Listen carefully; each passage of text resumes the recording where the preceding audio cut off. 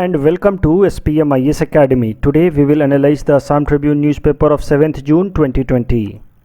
Please note you can download the PDF version of today's newspaper analysis by clicking the link given in the comment section. You can download the PDF version of April 2020 magazine from our website spmisacademy.com. You can also log on to our online portal online.spmisacademy.com to access some of our freely available video lectures. And we request you all to join our WhatsApp group through the link given in the description section for more updated study materials. This is the list of the topics that we will cover from today's newspaper. And the first article is taken from National segment. It is about Khalistan movement, and this topic is important from our syllabus paper 2 post-independence history of India point of view, and this can be also asked in prelims exam. सबसे पहले इस article का पूरा background समझते हैं। तो देखो, right after independence Punjabi speaking Sikh people demanded a separate state for Sikh people. तो इंडिपेंडेंस के बाद जैसा आज का पंजाब स्टेट है वैसा नहीं था। उस टाइम के अगर आप पंजाब स्टेट को देखते हैं तो you would find that it included Haryana, Chandigarh as well as some of the hilly portion of Himachal Pradesh as well. तो ये था उस टाइम का पंजाब स्टेट जब हमारा देश आज़ाद हुआ। और इस एरिया के रहने वाले जो सिख लोग थे जो पंजाबी लैंग्वेज बोलते थे, उनका डिमांड था कि उनके लिए एक अलग सिख पंजाब स्टेट बनाया जाए। और फाइनली उनके डिमांड को फुलफ़िल किया गया in 1966 when this Punjab was trifurcated, 3 भाग में डिवाइड कर दिया गया, and Punjab Haryana state was created. At the same time Chandigarh as a union territory was created while some of the hilly areas of the earlier Punjab state was merged with Himachal Pradesh. और ये जो separate state मिला था सिख लोगों को, जो नया स्टेट पंजाब बना था only for Sikh people, Punjabi speaking Sikh people, that was as a result of continuous protest and demand made by a local Sikh political party Akali Dal. तो सरल शब्दों में अकाली दल के कॉन्टीन्यूअस प्रयास के कारण फाइनली सिख लोगों को उनका एक अलग स्टेट पंजाब मिला था। तो नेचुरली जब उनके लिए एक अलग स्टेट पंजाब मिल गया तो अकाली दल की पॉपुलैरिटी बहुत ज़्यादा बढ़ गई पंजाब के अंदर, जो नया पंजाब था। और अकाली दल उस टाइम में जब 1966 में अलग स्टेट बना पंजाब, तो जब इलेक्शन हुआ 1967 में, तो अकाली दल को कांग्रेस के लगभग बराबर की सीटें मिल गईं। आप देख सकते हैं कि ये रेड कलर से अकाली दल को रिप्रेजेंट किया है, उनकी सीटें रिप्रेजेंट की हैं, जबकि ये ब्लू कलर से कांग्रेस की सीटें रिप्रेजेंट की हैं in the legislative assembly election of Punjab. और कांग्रेस जो उस टाइम की सबसे डोमिनेंट पार्टी थी, और उस कांग्रेस से भी ज़्यादा अकाली दल को पंजाब के अंदर सीटें मिल गई जब 1967 में इलेक्शन हुआ। तो इससे आपको समझ जाएगा कि अकाली दल कितना ज़्यादा पॉपुलर हो रहा था पंजाब के अंदर। वापस से कोई भी पार्टी सरकार नहीं बना पाई, किसी के पास मेजॉरिटी थी नहीं, तो वापस से 1969 में इलेक्शन हुआ। और जब 1969 में इलेक्शन हुआ तो जो डिफरेंस था कांग्रेस पार्टी और अकाली दल के बीच में वो और भी ज़्यादा बढ़ गया। अकाली दल को इतनी ज़्यादा सीटें मिल गई जबकि कांग्रेस की सीटें और भी ज़्यादा घट गईं। तो इससे तो एक बात तय है कि पंजाब के अंदर जब अकाली दल ने अपनी एक अलग स्टेट बनवा ली सिख लोगों के लिए, तो अकाली दल की पॉपुलैरिटी बढ़ रही थी पंजाब के अंदर। लेकिन फिर उसी टाइम में 1971 में बांग्लादेश लिबरेशन वॉर हुआ, और फिर पाकिस्तान जो उस टाइम का ईस्ट पाकिस्तान वाला एरिया था उसको एक इंडिपेंडेंट कंट्री बांग्लादेश डिक्लेयर करा दिया गया। और इस इंसिडेंट के बाद इंदिरा गांधी को नेशनल हीरो की तरह ट्रीट किया जाने लगा, क्योंकि ये जो पूरा का पूरा क्रेडिट है लोग इंदिरा गांधी को दे रहे थे, उनके बोल्ड डिसीजन को दे रहे थे कि किस तरह से डिसाइसिव स्टेप लिया इंदिरा गांधी ने। चाइना के तरफ से भी प्रेशर था, चाइना भी पाकिस्तान को सपोर्ट कर रहा था, यूएस भी पाकिस्तान को सपोर्ट कर रहा था, उसके बावजूद भी इंडियन फोर्सेस इंटर हुई ईस्ट पाकिस्तान में, और वहाँ पे उन्होंने इसको एक इंडिपेंडेंट कंट्री बांग्लादेश लिबरेट करा दिया। तो ये पाकिस्तान के अगेंस्ट इंडिया की सबसे मेजर विक्ट्री थी, और इसके बाद से इंडिया एक डिसाइसिव कंट्री इमर्ज होकर के आया साउथ एशिया के अंदर। तो इसके बाद से नेचुरली इंडिया के अंदर इंदिरा गांधी का स्टेचर काफ़ी ज़्यादा बढ़ गया जब बांग्लादेश एक अलग कंट्री बन गया, and Indira Gandhi was now treated as a national hero. और उसका रिजल्ट अगले साल ही जब 1972 में इलेक्शन हुआ पंजाब के अंदर, तो उसका रिजल्ट, उसका इम्पैक्ट सीधा पंजाब के अंदर दिखा, जब आप देख सकते हैं कि वापस से कांग्रेस की सीटें बढ़ गई और अकाली दल की सीटें गिर गईं।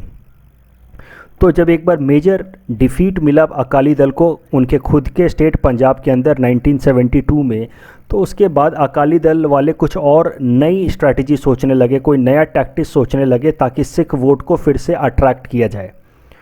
और उन्होंने 1973 में आनंदपुर साहिब, जो उनका एक मेजर गुरुद्वारा है, वहाँ पे एक मीटिंग की 1973। और आनंदपुर साहिब मीटिंग में उन्होंने एक रिजोल्यूशन अडॉप्ट किया, आनंदपुर साहिब रिजोल्यूशन। और ये रिजोल्यूशन कुछ और भी ज़्यादा एक्सट्रीमिस्ट था। इसमें उन्होंने अब डिमांड करना शुरू किया कि now they will demand a autonomous region for Sikh, they will now demand for a separate constitution for Punjab from rest of India. तो ये आप समझो कि एक थोड़ा सा सेक्सेशनिस्ट तरह का डिमांड है कि अब वो पंजाब को एक स्पेशल स्टेटस दिलवाना चाहते थे according to this Anandpur Sahib resolution. एक बात आप ध्यान रखो कि जब उन्होंने स्पेशल पंजाब को एक अलग से स्टेट बनवा दिया था 1966 में, तो उनकी पॉपुलैरिटी बढ़ी थी। तो नेचुरली अब सिख वोट को और ज़्यादा अट्रैक्ट करने के लिए उन्होंने एक अलग डिमांड रखना शुरू किया according to Anandpur Sahib resolution कि अब पंजाब को एक स्पेशल स्टेटस मिलना चाहिए। आप समझ सकते हैं जिस तरह का स्पेशल स्टेटस जम्मू कश्मीर के पास था पिछले साल तक, उस तरह का एक स्पेशल स्टेटस अब ये लोग पंजाब के लिए डिमांड करने लगे कि अब हमें एक स्पेशल अलग से कॉन्स्टिट्यूशन चाहिए, we want to have an autonomous region for Sikh people. तो नेचुरली इसके बाद से भारत सरकार और ज़्यादा कॉशस हो जाएगी कि पंजाब के अंदर वो सेक्सेशनिस्ट टेंडेंसी डेवलप हो रही है, एक्सट्रीमिस्ट टेंडेंसी डेवलप हो रही है। और फिर seeing the popularity of Akali Dal among Sikh, जब अकाली दल वालों ने इस तरह का डिमांड रख दिया कि हमें पंजाबियों के लिए एक अलग से ऑटोनोमस स्टेट बनाया जाना चाहिए, तो नेचुरली वापस से अकाली दल की पॉपुलैरिटी बढ़ने लगी पंजाब के अंदर। अब इनकी पॉपुलैरिटी को देखते हुए फिर कांग्रेस ने क्या किया, they started to promote another orthodox leader from Punjab of Sikh community, जिनका नाम था जरनैल सिंह भिंद्रावाले। तो ये अपने आप में एक एक्सट्रीमिस्ट लीडर थे सिख लोगों के, एक ऑर्थोडॉक्स लीडर थे। ऑर्थोडॉक्स मतलब जो अपने सिख लोगों के जो भी प्रिंसिपल्स हैं उसको बहुत स्ट्रॉन्ग तरीके से मानने वाले, स्टॉन्च तरीके से मानने वाले जरनैल सिंह भिंद्रावाले थे। अगर आप खुशवंत सिंह ने जो लिखा था इंडिया टुडे के लिए एक ट्रीटाइज, अगर उसको आपको पढ़ेंगे, खुशवंत सिंह आप आई होप आप सब जानते हैं, is one of the most celebrated author. तो खुशवंत सिंह ने लिखा that Jarnail Singh Bhindranwale used vituperative language against Hindus. तो ये कैसे पॉपुलर हुए सिख लोगों के अंदर, वो हिंदुओं को एक्सप्लॉइट करके, हिंदुओं के अगेंस्ट स्ट्रॉन्ग और थोड़ा सा डेरोगेटरी लैंग्वेज इस्तेमाल करके ये पॉपुलर हो रहे थे पंजाब के अंदर। He was also gaining prominence among Sikh people कि भाई ये असली सिख लीडर है। और कांग्रेस वालों ने इनको सपोर्ट करना शुरू किया। और भिंद्रावाले का कैसा था, ये अकाली दल को भी क्रिटिसाइज़ करते थे कि अकाली दल वाले फर्जी सिख हैं, वो सिखों का खाली नाम इस्तेमाल करते हैं लेकिन वो सिख कम्युनिटी को के जो रियल प्रिंसिपल्स हैं उसको नहीं मानते। तो आप एक तरह से समझो Bhindranwale was extremist, he was an orthodox Sikh. और इनको अब धीरे धीरे सपोर्ट करना शुरू किया कांग्रेस ने। एक बात आप अच्छे से ध्यान रखो that there is no direct evidence of Congress supporting Bhindranwale. ऐसा कुछ भी रिटन प्रूफ नहीं है कि भारत सरकार ने भिंद्रावाले को सपोर्ट किया। हाँ, लेकिन कुछ एक हिस्टोरियंस ऐसा मानते हैं कि भारत सरकार ने सपोर्ट किया भिंद्रावाले को, तभी जाकर के भिंद्रावाले इतना ज़्यादा पॉपुलर हो पाए पंजाब के अंदर। अदरवाइज़ जब स्टार्टिंग में इस तरह का एक्सट्रीमिस्ट एक्शन लेते थे उस टाइम में भारत सरकार ने इनके खिलाफ कुछ नहीं किया, बिल्कुल चुप बैठी भारत सरकार। तो उसको इससे वो लोग इन्फरेंस ड्रॉ करते हैं, हिस्टोरियंस डिड्यूस करते हैं कि स्टार्टिंग में भारत सरकार खुद ही चाहती थी कि भिंद्रावाले राइज करे और इनको सपोर्ट कर रहे थे अगेंस्ट अकाली दल, क्योंकि अकाली दल को भी ये क्रिटिसाइज़ करते थे। तो अभी तक का जो भी हमने इक्वेशन पढ़ा है वो काफ़ी कॉम्प्लेक्स हो गया, तो एक बार ब्रीफली रिवाइज करते हुए चलते हैं। देखो, अकाली दल जो वहाँ की पंजाब की लोकल पॉलिटिकल पार्टी है, उनके कॉन्टीन्यूअस डिमांड के कारण उनको सिख लोगों को एक सेपरेट स्टेट मिल गया पंजाब इन 1966। तो इनकी पॉपुलैरिटी बढ़ी थी अकाली दल की, लेकिन वापस से 1971 में बांग्लादेश लिबरेशन वॉर के बाद इंदिरा गांधी नेशनल हीरो बन गई और कांग्रेस वापस से जीत गई पंजाब के अंदर 1972 में।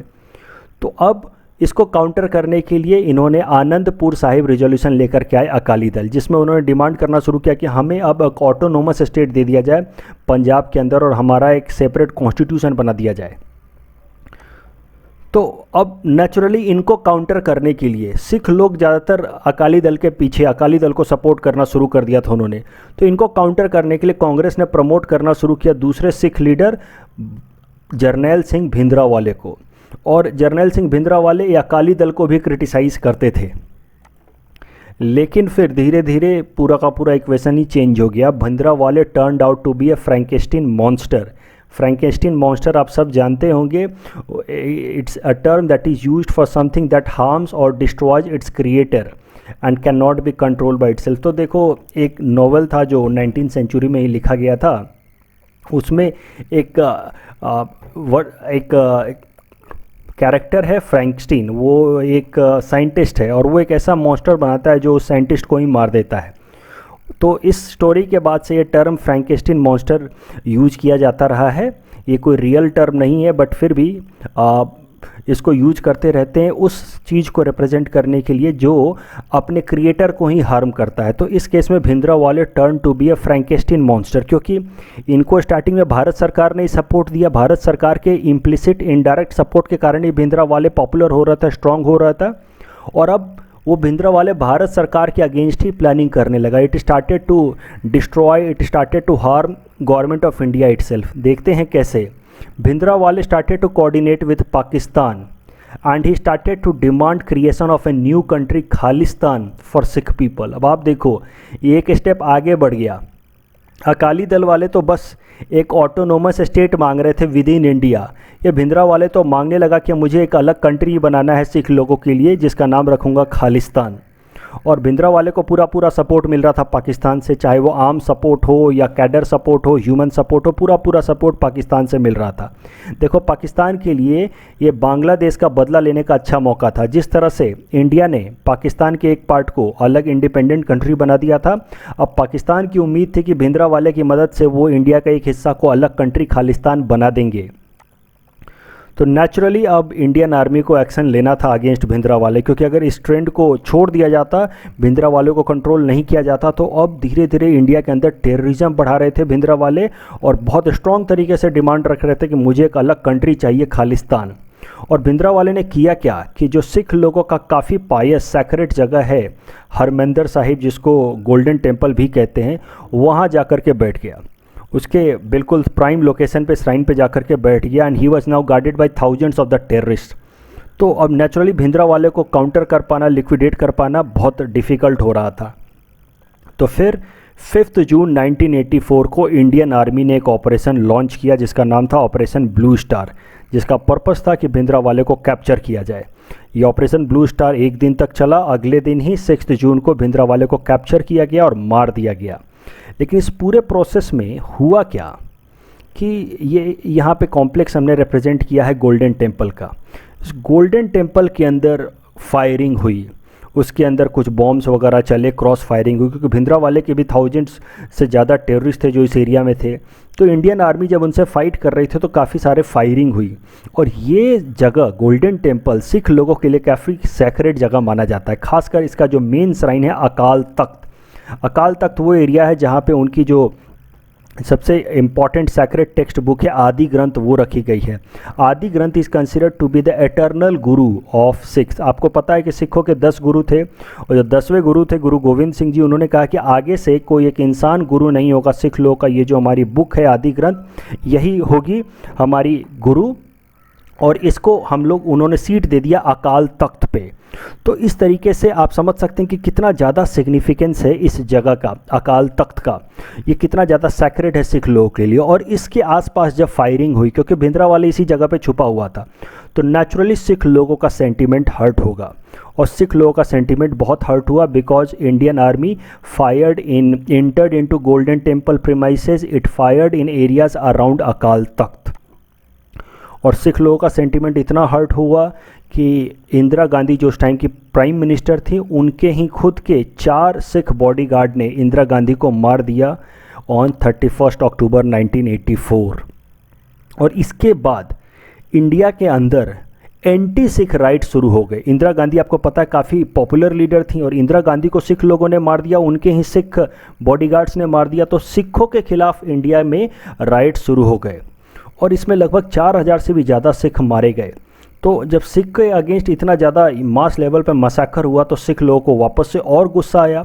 और अब ये जो खालिस्तान मूवमेंट था, जो पहले इतना पॉपुलर नहीं था, खाली भिंडरा वाले पाकिस्तान के साथ मिलकर के कुछ एक टेररिस्ट डिमांड कर रहे थे कि हमें एक अलग कंट्री चाहिए खालिस्तान, वो मूवमेंट भिंडरा वाले के बाद और भी ज़्यादा स्ट्रॉन्ग हो गया because of this anti Sikh rights, जिसमें 4000 से ज़्यादा सिख मारे गए। और बहुत सारे सिख यंगस्टर जो पंजाब के रहने वाले यूथ थे, अब वो डिमांड करने लगे कि अब उन्हें अलग कंट्री चाहिए, खालिस्तान। इनफैक्ट पंजाब के चीफ मिनिस्टर बीन सिंह को भी मार दिया गया। तो इस तरीके से जो पंजाब के अंदर खालिस्तान मूवमेंट था कि एक सेपरेट कंट्री चाहिए खालिस्तान, वो भिंडरा वाले के टाइम में तो फिर भी काफ़ी कम था, लिमिटेड था। लेकिन ऑपरेशन ब्लू स्टार के बाद और उसके बाद इंदिरा गांधी के असैसिनेशन हुआ, उसके बाद एंटी सिख राइट्स के बाद ये खालिस्तान मूवमेंट और भी ज़्यादा पॉपुलर हो गया। और जो यूथ थे पंजाब के, उन्होंने कई सारे इस तरह के इंसर्जेंट ग्रुप्स बना दिए, जैसे Khalistan liberation force, Khalistan commando force, Babbar Khalsa, इस तरह के कई सारे इंसर्जेंट टेररिस्ट ग्रुप्स बन गए पंजाब के अंदर। और पंजाब पुलिस और इंडियन आर्मी के साथ इनके कॉन्टीन्यूअस कन्फ्लिक्ट होने लगे। और ये खालिस्तान मूवमेंट काफ़ी स्ट्रॉन्ग रहा 90s में, और इस कारण से पंजाब जो एक काफ़ी डेवलप्ड स्टेट था, उसका ओवरऑल इकोनॉमिक डेवलपमेंट काफ़ी कम हो गया इन 90s। और खालिस्तान मूवमेंट देखो मोर और लेस तो अभी भी चल रहा है, ऑफिशियली ख़त्म नहीं हुआ है। लेकिन अब एक बात ज़रूर है कि it has moved into a dormant stage in India. अब इंडिया के अंदर जो यूथ है पंजाब का, अब उसको खालिस्तान से कोई ख़ास मतलब नहीं है। पंजाब का जो ओरिजिनल यूथ है, now he has become again progressive, outward looking. और खालिस्तान मूवमेंट धीरे धीरे पंजाब का जो अर्बन एरिया है वहाँ तो ख़त्म हो गया है। पंजाब का कुछ एक रूरल एरिया में फिर भी थोड़े बहुत खालिस्तान के डिमांड उठते हैं, रहते हैं कभी कभी। और ये जो खालिस्तान का डिमांड है, इसको अभी भी अगर किसी ने ज़िंदा रखा है तो वो हैं यूएस के, यूके के और कनाडा के रहने वाले सिख लोग। वो वहाँ से फंडिंग करते हैं। कुछ एक सिख हैं, I am not saying all of them, but कुछ एक रिच इन्फ्लुएंशियल सिख हैं जो कनाडा में, यूके में, यूएसए से बैठे बैठे इंडिया के अंदर खालिस्तान मूवमेंट को फंड करते हैं और प्रमोट करते हैं। And they act in close coordination with ISI of Pakistan to promote Khalistan movement. लेकिन ऐसा अब आप सब जानते ही हैं कि पंजाब के अंदर अब ये खालिस्तान मूवमेंट कोई खास स्ट्रॉन्ग रहा नहीं है। अब करंट न्यूज़ देखते हैं। करंट न्यूज़ आपको जैसे मैंने बताया कि 5 जून 1984 को ऑपरेशन ब्लू स्टार स्टार्ट हुआ था, तो उसके 36th एनिवर्सरी हुई 5 जून 2020 को, यानी कि परसों। और उस कॉन्टेक्स्ट में गोल्डन टेम्पल के अंदर वहाँ के हेड प्रीस्ट जो हैं ज्ञानी हरप्रीत सिंह, उनसे पूछा गया about operation blue star and Khalistan movement. तो ज्ञानी हरप्रीत सिंह ने कहा कि अगर भारत सरकार खालिस्तान बनाती है, अलग देश बनाती है, तो इससे सारे के सारे सिख लोगों को खुशी होगी। एक इस तरह का कंट्रोवर्शियल स्टेटमेंट इन्होंने दे दिया, that if the government offers Khalistan, Sikh community will happily accept it. ये अपने आप में एक बहुत बड़ी बात है। इस स्टेटमेंट के जरिए अब आप इसका इन्फ्रेंस इस तरह से ड्रॉ कर सकते हैं कि सारे के सारे सिख लोग चाहते हैं कि वो इंडिया से अलग हो जाए और उनको एक अलग देश मिल जाए, खालिस्तान। इस स्टेटमेंट को बिल्कुल भी एक्सेप्ट नहीं किया जा सकता। It is direct attack on sovereignty of India. इस कारण से काफ़ी ज़्यादा न्यूज़ में चल रहा है। The next article is taken from economic segment. It is about major economic announcements made by Government of India. And this topic is important from our syllabus paper 4 Indian economy point of view. So, 2 important ordinance लाए गए हैं in agriculture sector. वो 2 important ordinance हैं। पहला है Farmers Produce Trade and Commerce Promotion and Facilitation Ordinance 2020, and it aims to promote barrier-free interstate and intrastate trade in agricultural produce.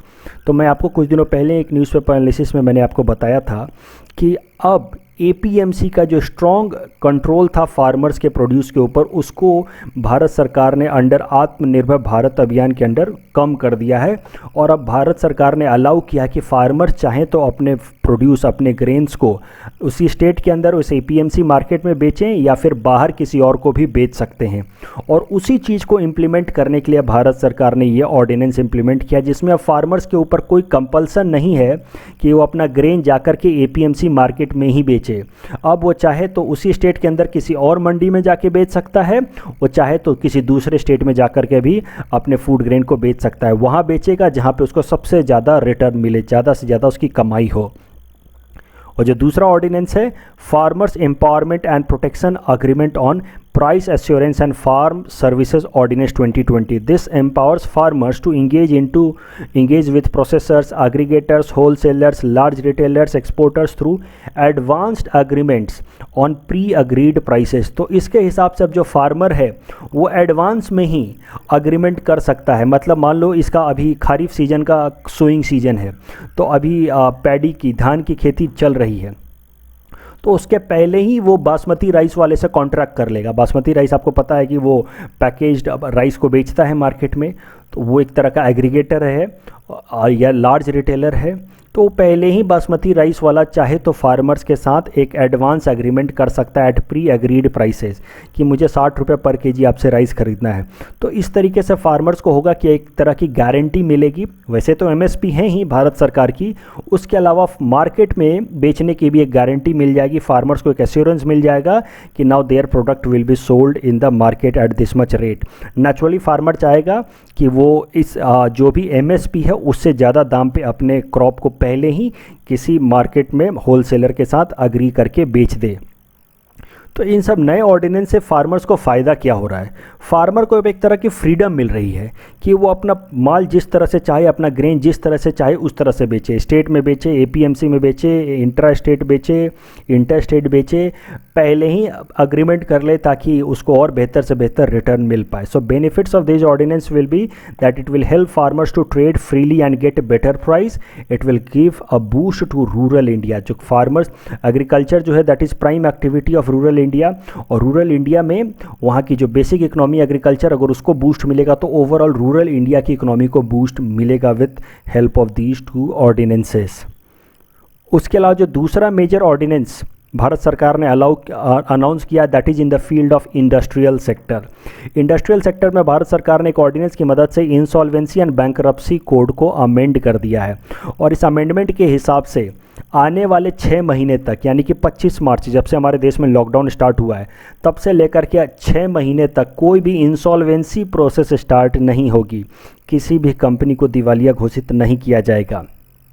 और ये आत्मनिर्भर भारत अभियान के अंतर्गत ही फाइनेंस मिनिस्टर ने अनाउंस किया था कि इंसॉल्वेंसी बैंकरप्सी कोड को आने वाले 6 महीने के लिए रोक दिया गया है, क्योंकि बहुत सारी इंडस्ट्रीज़ अभी स्ट्रेस में जाने वाली हैं, लॉस में जाने वाली हैं. और वैसे हालात में इन इंडस्ट्रीज से उम्मीद करना कि वो अपना लोन का अमाउंट चुका पाएंगे विद इन टाइम, ये सही नहीं है. और इस कारण से इन इंडस्ट्रीज़ को इंसॉल्वेंट डिक्लेयर कर देना in this particular period of stress because of lockdown ये जायज़ नहीं है. And that is why insolvency and bankruptcy code has been suspended for 6 months. Insolvency and bankruptcy code में ऑलरेडी काफ़ी डिटेल में डिस्कस कर चुका हूँ in my newspaper analysis of 20 November की ये क्या है, कैसे ये काम करता है, इसके क्या क्या बेनिफिट हैं. बट फिर भी एक बार ब्रीफली रिवाइज करते हुए चलते हैं. Insolvency and bankruptcy code came into force in December 2016 and under insolvency and bankruptcy code an entity can seek insolvency proceeding against a company even if the repayment is delayed by just a day. This is subject to a minimum threshold of ₹1 crore.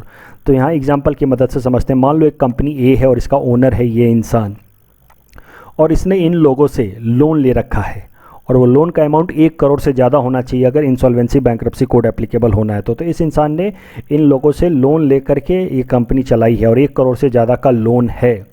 और अब मान लो loan repayment date था आज तारीख है 7 जून और आज का लोन रिपेमेंट डेट था और ये इंसान इनका लोन रिपेमेंट नहीं कर पा रहा है.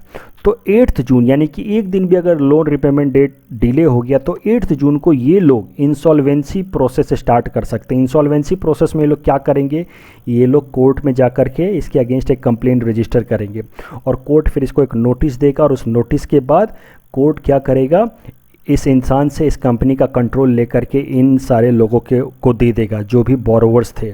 तो इस तरीके से इंसॉल्वेंसी बैंकरप्सी कोड वर्क करता है. यहाँ पे मैंने काफ़ी ब्रीफ में डिस्कस किया है, मैंने पूरे डिटेल में कि ये क्या है, कैसे है, how it will benefit entire economy, how it will improve our ease of doing business and overall ease of doing business ranking as well. सब कुछ मैंने डिस्कस किया in my newspaper analysis of 20 November 2019. Please go and have a look at that. In our query segment today we will discuss the concept of gross value addition, GVA. GVA का पहले definition देख लेते हैं, then we will move forward. Look, gross value addition is defined as the value output less the value of intermediate consumption. सरल शब्दों में जो overall किसी भी इंडस्ट्री का आउटपुट है उसमें से जो इंटरमीडिएट प्रोडक्ट्स हैं उसका वैल्यू को घटा देने को हम कहते हैं gross value addition. It is use to measure the output contribution of a particular industry. तो एग्जाम्पल की मदद से समझते हैं। मान लो कोई एक बिस्किट कंपनी ए है, बिस्किट कंपनी पार्ले जी है, और इसने मान लो 100 पार्ले जी बिस्किट बनाए हैं फाइनेंशियल ईयर 2019-20 में। इसने टोटल 100 बिस्किट्स बनाए हैं, और उस बिस्किट बनाने में उसको जो वीट का खर्चा लगा, बिस्किट तो ऑफकोर्स वीट से ही बनेगा, तो वीट का जो कॉस्ट लगा इस 100 बिस्किट बनाने में वो है ₹500। उसके अलावा जो लेबर को उसने चार्जेस दिए हैं, वेजेस दिए हैं, वो है ₹300। प्रॉफिट ऑफ द ओनर, यानी कि जो पार्ले जी बिस्किट का ओनर है, कंपनी वाला है, उसने अपना प्रॉफिट रखा है ₹200। तो टोटल जो कॉस्ट होगा, जो पार्ले जी कंपनी का जो 100 बिस्किट्स बनाए हैं उसमें जो टोटल आउटपुट होगा वो होगा 500 + 300 + 200, यानी कि total output of Parle G is ₹1000। लेकिन gross value addition of Parle G company will be only ₹500, क्योंकि 500 तो वीट जो कि इंटरमीडिएट गुड्स है वहाँ का वैल्यू एडिशन था। फिर से इस डेफिनेशन को पढ़ो। Gross value addition is defined as the value output minus, इस लेस के जगह पे माइनस पढ़ो, value output minus the value of intermediate consumption. तो वैल्यू आउटपुट कितना है? ₹1000 का इस पार्ले जी कंपनी का, लेकिन उसमें से इंटरमीडिएट कंजम्पशन कितना था? ₹500 का। तो overall gross value addition of Parle G company will be how much? ₹500 only. Look, this wheat is an intermediate good while Parle G is the final good, और वीट का प्राइस था ₹500, जो इस फार्मर ने ही वैल्यू एडिशन कर दिया था ₹500 का। और ओवरऑल पार्ले जी कंपनी से जब ये वीट को प्रोसेस करके और इसमें वैल्यू एडिशन करके हम लेकर के आए तो टोटल आउटपुट था ₹1000 का, but gross value addition of Parle G company is only ₹500। अब जरा सा कॉन्सेप्ट समझते हैं, relation between gross value addition and GDP. जब ग्रॉस वैल्यू एडिशन को हम सारे सेक्टर्स के ग्रॉस वैल्यू एडिशन को जोड़ देते हैं, then we get GDP. Parle G biscuit वाले का कितना ग्रॉस वैल्यू एडिशन, उस फार्मर का कितना ग्रॉस वैल्यू एडिशन, इस तरीके से हर एक सेक्टर के हर एक तरह का जो भी वैल्यू एडिशन किया है लोगों ने, उन सबको अगर हमने जोड़ दिया, then we get GDP of Indian economy. GDP at market price. अब कुछ टेक्निकल चीज़ों में चलते हैं। GDP at market price is equal to GV at basic price plus product taxes minus product subsidies.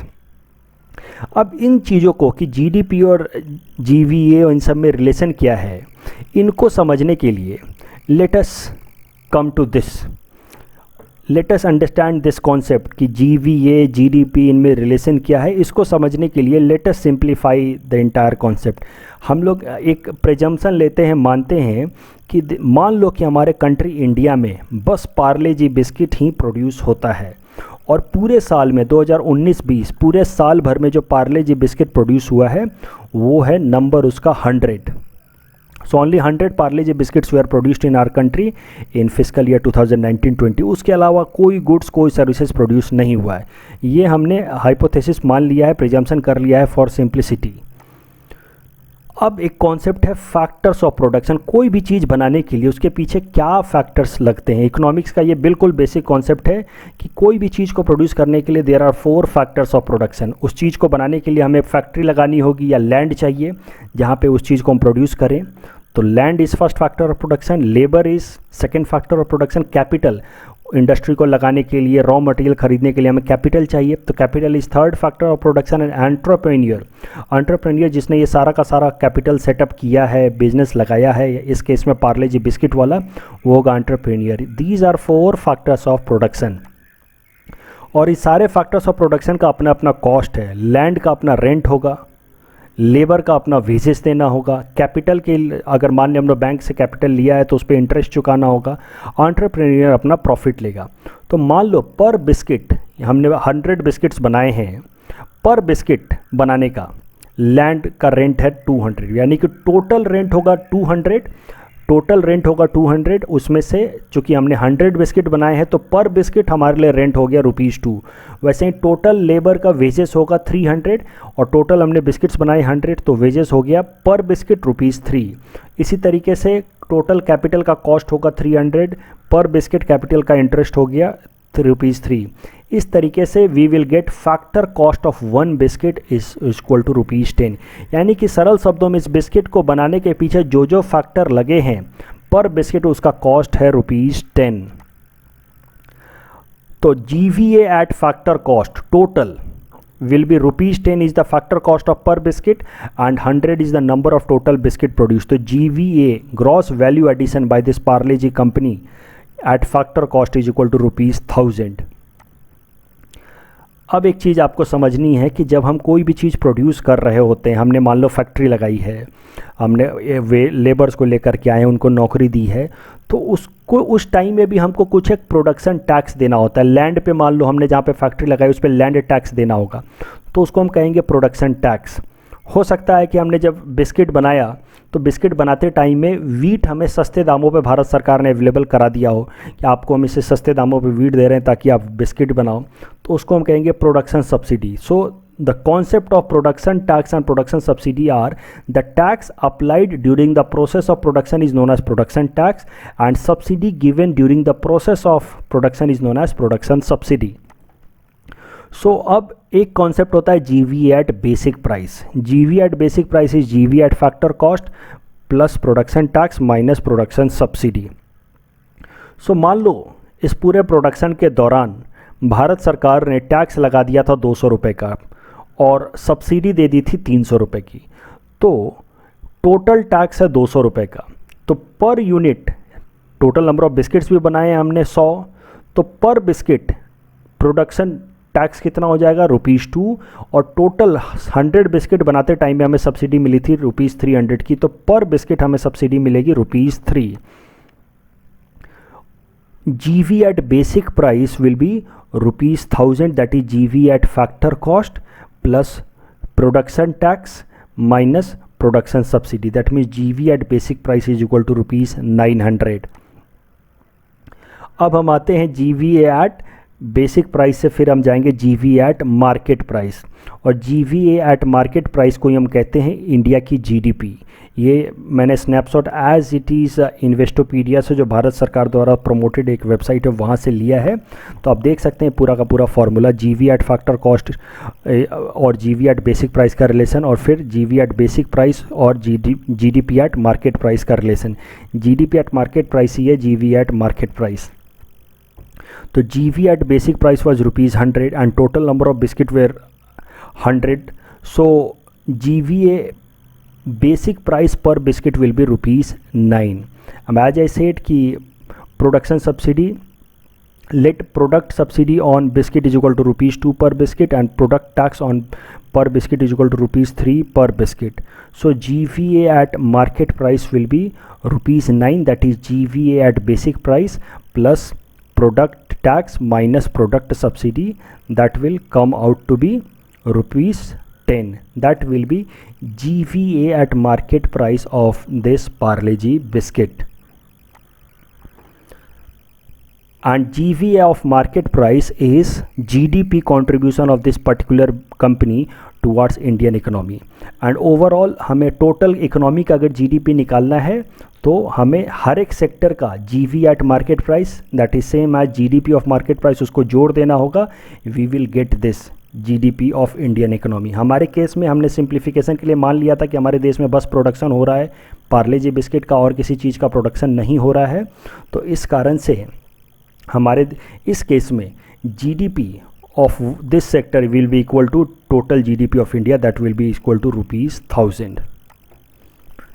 Before I move forward, there is one major announcement, you may call it, or there is one simple request to you people.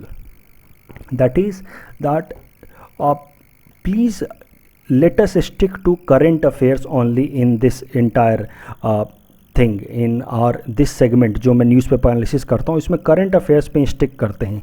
जो query segment मैंने start किया है इसको आपने misunderstand कर लिया और आप जिस तरह की क्वेरी रेज कर रहे हैं, एग्जांपल की मदद से मैं अभी बताता हूँ। देखो ये जो कॉन्सेप्ट मैंने अभी डिस्कस किया है, GVA at market price, GVA at basic price, GVA at factor cost for any product, ये सब कुछ मुझे पढ़ाने में कम से कम 2 क्लासेस लगते हैं, 2.5-3 घंटे के 2 क्लासेस लगते हैं जब मैं सारे कॉन्सेप्ट्स को इंटर रिलेट करके पढ़ाता हूँ। That means these are some basic concepts of Indian economy. और आप ये क्वेरी अगर रेज कर देंगे कि सर न्यूज़पेपर एनालिसिस में बताओ, then it will be very difficult for me to give you holistic figure. फिर मैं अगर एक लाइन में डेफिनेशन बोल करके चला जाऊँगा तो उसका भी कोई फ़ायदा नहीं है। मैं यहाँ आपको गारंटी के साथ बोल सकता हूँ कि जो आज मैंने GVA एक्सप्लेन किया है, जिन लोगों ने ऑलरेडी पहले पढ़ रखा है, जिनको ये कॉन्सेप्ट पता है, उनके लिए ये काफ़ी सिंपल होगा, उनको ये सारी चीज़ें समझ आ गई होंगी। और जिन्होंने नहीं पढ़ रखा है उनको इन सारी डिस्कशन ने और कंफ्यूज कर दिया होगा। सो ये जो डिस्कशन होते हैं, जो बेसिक कॉन्सेप्ट्स का डिस्कशन, उसके लिए ये प्लेटफॉर्म न्यूज़पेपर एनालिसिस का प्लेटफॉर्म राइट नहीं है। न्यूज़पेपर एनालिसिस को हम लोग करंट अफेयर्स से ही स्टिक रखते हैं, that would be better. Look, current affair is most important aspect of civil services preparation. कारण कि आपका जो भी जवाब है आपको उसको करंट डेवलपमेंट से सब्सटेंशिएट करके लिखना होगा। इनफैक्ट अगर अब जब APSC का एग्ज़ाम भी UPSC पैटर्न पे होने वाला, तो अब UPSC का अगर क्वेश्चन उठा करके देखें तो सारे के सारे क्वेश्चन करंट पैटर्न पे ही होते हैं। तो आपको आपको हर एक चीज़ करंट पैटर्न पे एक्सप्लेन करना होगा कि अगर हाल फिलहाल में GDP डिक्लाइन कर रही है, हमारा आत्मनिर्भर भारत स्कीम का क्या क्या फ़ायदा होगा, क्या क्या नुकसान होगा, तो वो सब चीज़ करंट अफेयर्स के ही सवाल होते हैं। बट फिर भी हम लोग बेसिक कॉन्सेप्ट्स को बड़े अच्छे से पढ़ते हैं, 6 महीने 8 महीने हम कोचिंग में जा कर के पढ़ते हैं। कारण कि हम करंट अफेयर्स को तभी अच्छे से समझ सकते हैं when our basic concept is clear. So इस कारण से हम लोग पहले बेसिक कॉन्सेप्ट्स को अच्छे से बिल्ड करते हैं। लेकिन करंट अफेयर्स जैसा कि वो डेली डेवलप हो रहा है, इसीलिए इसको करंट अफेयर्स बोलते हैं। इस कारण से हम लोग इसको न्यूज़पेपर एनालिसिस में अलग से करते हैं ऑन डेली बेसिस, कि जो भी हमारे स्टूडेंट हैं उन्होंने एक बार हमसे पढ़ लिया, एक बार वो चले गए, और वापस उनके लिए रोज़ हमारे क्लासेस में आ पाना पॉसिबल नहीं है। That is why we run this current affair session on this YouTube platform. अब यहाँ पे if we start taking up some basic concepts, then it will be very difficult for us to do justice with current affairs। जैसे कि आज जो ये मैंने GVA का कॉन्सेप्ट लिया है, इसके जगह पे मैं कोई और करंट अफेयर्स का इशू और डिस्कस कर सकता था। So it's the point is that this platform is not right for discussing basic concepts. जो बेसिक फंडामेंटल कॉन्सेप्ट्स हैं उनके लिए हम लोग अलग सीरीज चलाते हैं, वहाँ पे हम उसको डिस्कस करेंगे। It's a humble request to you all, please don't raise queries related to basic fundamental concepts. आप यहाँ पे जो क्वेरी सेक्शन मैंने स्टार्ट किया है, that is for current affairs queries only, कि आपने करंट अफेयर्स में कहीं कुछ पढ़ा, कोई मैगज़ीन में पढ़ा, कहीं न्यूज़पेपर में पढ़ा, आपको वो बात समझ नहीं आई, तो आपने यहाँ पे मुझसे पूछ लिया कि सर ये चीज़ पढ़ा था, इसका मतलब समझ नहीं आया, आप बता दो। बट अगर आप हर एक कॉन्सेप्ट जो फाउंडेशन क्लास के हैं वो मुझसे आप यहाँ बोलेंगे पढ़ने को, then it will be difficult for me to do justice. At the same time our time in current affairs will get wasted. So please don't raise queries from static portion. Please raise queries in this segment from current affairs segment only. आज हम लोग question discuss नहीं करेंगे, और tomorrow we will again take 3 more questions from UPSC prelims exam point of view. So that's it for today's. Thanks for watching.